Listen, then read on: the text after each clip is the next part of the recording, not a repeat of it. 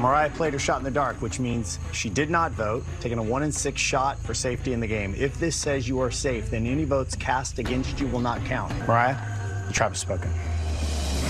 Welcome back everyone, this is my Survivor 42 episode 2 breakdown video. All in all, I think Survivor learned a lot from their mistakes with season 41, as this episode felt fresh with an old school feeling to it and miles ahead from season 41 episode 2. So there's a new winner of our Survivor buff giveaway. I'll announce our first winner at the end of this video. All you have to do to enter the giveaway is subscribe to the channel, like the video, and comment down below who your favorite player is so far this season. Anyway, let's get right into the breakdown. I'll number all these things as we go along to stay organized, starting with number 23, Ika, after voting Zach out. I feel like tribal council and voting someone out is just something you can never prepare for, as all these players on the Ika tribe feel out of place after voting someone out. We first see Romeo pretty sad that he lost his hashtag skinny guy alliance, and I'm so happy we're finally past that era on Survivor where they show those hashtags during the episode. Then we get a little bit of insight into Tori's game as she's upset that Zach was voted out of the game, which by the way, why'd we get a flashback of Zach's torch being snuffed? Tori isn't upset that she had to vote Zach out, she's more upset that she isn't going to be sleeping in a bed tonight. Tori, this is day 3 of Survivor, what are you doing? Starting with number 23, Ika after voting Zach out. We're moving right to number 22 as we see the Vati tribe the next morning. We see Chanel and Jenny collecting crabs and finding any kind of food they can for their tribe, and this is the first of many old school feeling moments we get this episode, as Chanel says she might have to become the provider for her tribe. This is the first of many examples throughout this entire episode, but we really get to see insight on every single player, or at least most players on this cast, as only Lydia and Rockstroy didn't get any confessionals this episode, which is insanely rare for an episode 2 of a season. Number 21, Hai being a vegan. I gotta step back for a second here. When we first see Hai this episode complaining about how he's a vegan and he can't eat, I was super annoyed and pissed off at the very beginning because I was like, bro, you're on Survivor, what are you doing? But after watching a little bit more and calming down, you realize that Hai's only had coconuts for the past 4 days, which is not many calories at all. So he has to make a really difficult choice, go against his beliefs and being a vegan back home, as the dude's gotta eat. You would think someone on his tribe would have made fun of him and been like, bro, you're on Survivor, you have to eat food. But we didn't see that, and instead we had his whole tribe support him, which was a really good moment. Number 20, Maryanne becomes the monster. I was debating whether or not to even include this moment on our list because we saw it during the promo last week, but it's so hilarious not to include. Whether it be coffee, energy drinks, caffeine pills, you name it,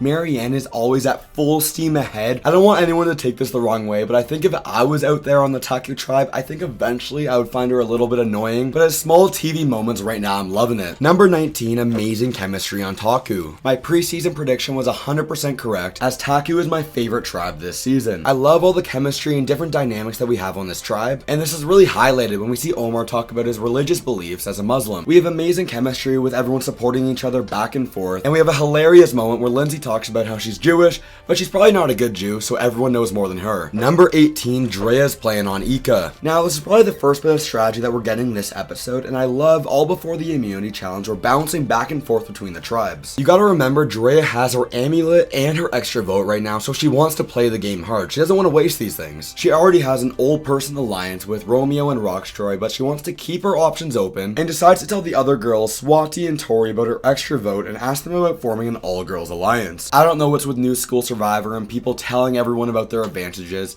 I think Drea should have kept that quiet, but on the other hand, keeping your options open is always a good idea, but that's moving right into our next moment. As number 17, Swati and Tori talk. I get the impression Swati's gonna be a power player over here on the Ika tribe, as she doesn't want to waste this opportunity playing Survivor, and I like what she's doing here, starting out the game playing hard, as most teenagers or younger players come in the game wanting to cool off and settle down before going for it and making those big moves. But she thinks Drea is way too powerful now, being in an alliance with every single person on this tribe, and so she asked Tori about the possibility of voting Drea out of the game. Not gonna lie, I'm kinda iffy on this play. I kinda like it and I kinda don't like it. It's not good because Tori's obviously on the bottom in this tribe, and Swati's risking the possibility of being the bottom as well. But on the other hand, Swati knows exactly how to talk to people, as she says to Tori, we are in an alliance together, what do you think about this? I don't want you to think I'm forcing you. Number 16, Mike searching for the idol. Over at the Vati camp, we see Mike Turner searching for the hidden immunity idol. It's working the exact same way as Survivor 41, 3 phrases, 3 tribes, it needs to be activated by those phrases, and until they're activated, you lose your vote at every tribal tribal council. Starting with number 23, Ika after voting Zach out. Number 15, we see a bromance form between Jonathan and Omar. I actually love this idea as the meat shield and the brain shield, as depending on what players make it to the merge, either one of them can be the meat shield in the game. Number 14, Jonathan building relationships. Jonathan's a savvy Survivor player and he realizes that you gotta make relationships with every single person on your tribe or else you're gonna get screwed over and left behind. This guy is not coming into the game like that classic big dude archetype. In fact, he reminds me a lot of the mayor of Slamtown from Survivor David vs. Goliath. We don't see the relationship build, but he tells us he's super tight with Lindsay. The only problem is he has no connection with Mariah. And that leads us right into the number 13 moment with Mariah's story. This is the exact episode you're gonna put her story in as we see what happens a little later at Tribal Council. Being her brother was the first healthcare worker to die of COVID. It's such a sad and meaningful story, and Survivor gives a great message at the very end of the episode, saying thank you to all the healthcare workers. Number 12, Mike spills the beans on the idol. Now, a little bit earlier in this video, I gave Drea some heat about sharing her advantage with her tribe mates, but in this situation, I think it makes sense for Mike to share his information. And that's the beauty about the Beware advantage. It turns the hidden immunity idol into some sort of social tool. You lost your vote for an undetermined amount of time, so you have to put your faith and your trust in this somebody. As Mike says, in a normal situation, he wouldn't tell anyone about his idol, but losing the vote changes everything, so he tells Jenny and Daniel. Telling Jenny makes sense as that's his closest ally, but he also decides to tell Daniel as he's a smart player, and he might be able to navigate the idol a little better than Mike can. That moves right into our next moment as number 11, Mike loses the idol. If you saw the promo for next week, this is going to be a common theme throughout the entire season, and it's going to be hilarious to watch. Mike's one of those players that's going to be playing hard, but also a sloppy game of Survivor. Number 10, Daniel outsmarts the idol. If you look closely at the rules of the Beware advantage, it says that you must say the phrase at your next immunity challenge. Well, I'm guessing the producers decided to scrap that plan once they saw Daniel's brilliant strategy. He comes up with a big brain strategy and ends up telling Chanel about the idol as well. Obviously, he prefers that the idol never gets activated, and there's two ways you can do this. Number 1, vote Mike out of the game, or number 2, convince Mike never to say the phrase. Number 9, Maryanne loves Zach. Candace from Roro Tribe. I mean Zach from Ika Tribe. If you're Zach, you must be loving this. He was the first boot of the season, but earlier this episode, he got a flashback, his tribe was talking about him, and then his name gets dropped again right here with Maryanne. Number 8, the fishing gear reward. Although this is the new era, drop the 4, get rid of the 1, keep the 2, but I hope Survivor does a few more rewards this season than they did with Survivor 41. Number 7, the immunity challenge. I love me some classic old school Survivor challenges, and the blindfold challenge is no exception. And if there was any immunity challenge where I could see the Taku tribe losing, it was this challenge right here. That blindfold puzzle is the great equalizer, as it's so hard to explain to blindfolded people how to put together a puzzle. Vati comes first place, Ika comes second place, which means Taku ends up losing the challenge. And I gotta say, even though she doesn't get a confessional this episode, the MVP of the episode's gotta go to Lydia for winning the challenge for her tribe. Number 6, Omar and Jonathan. Okay, you lost the challenge, time to go to Tribal Council and figure out how to play Survivor. And I really respect Survivor for going out of the way this episode to make it clear it's either gonna be Maryanne or Mariah, as I felt like a lot of the time last season, us the fans were getting blindsided on who was going home as they were trying to confuse us, as Omar and Jonathan make sure both players need to feel safe so they don't play their shot in the dark. Can you imagine if the shot in the dark gets played again? Number 5, Maryanne gets paranoid. In case you don't remember, last episode, Maryanne risked her vote, which means she might not have her vote for this Tribal Council, and she's getting really paranoid and nervous, and she says nervous people, they tend to look for idols. In reality, going into season 43, I don't know if nervous people will search for idols anymore because you lose your vote. Well, during her idol searching, Maryanne gets caught by Lindsay and Mariah, and it was at this very moment I thought it was gonna be the nail in the coffin for Maryanne. Getting caught searching for the idol when you're already on the chopping block, I was like, okay, Maryanne, you're out of here. Number 4, Lindsay, Omar, and Jonathan talk together. Realistically, between Mariah and Maryanne, whoever didn't go home this week, I think if they go to Tribal Council again, the other person's gonna go home. At the end of the day, I think they made the right decision, as after this vote, they're gonna be down to 4 players, and you can't risk losing another member this early in the game. Number 3, Tribal Council. The highlight for me here was seeing Maryanne freak out about all the possibilities with the shot in the dark, and saying she doesn't want to see Zach at Ponderosa yet. I haven't seen anyone else make the joke, so I'm gonna make it. You can't date someone who didn't make the merge. Mariah talks about how she doesn't want to be the mom here and play a game of Survivor for herself. Unfortunately, I don't think she did anything wrong here, and realistically, she'd be going home no matter what. Or maybe that's just me saying that, cause shout out to my Survivor boot list where I predicted Mariah would go home if they ever went to Tribal Council. Number 2, the shot in the dark gets played. What's with Jeff reading the shot in the dark that Mariah played? In season 41 was Sydney, and last episode was Zach. Both of them opened it and read it out loud. Anyways, we're 2 for 2 with shot in the dark's game played, and also go 2 for 2 with unanimous votes, as number 1 Mariah gets voted out. Congratulations, Carol Hortons, you're this week's giveaway winner. Please private message me on Instagram or Discord so I can get your contact details. I'll announce a new winner next week during our episode 3 breakdown, and click right here for the most controversial twist in Survivor history.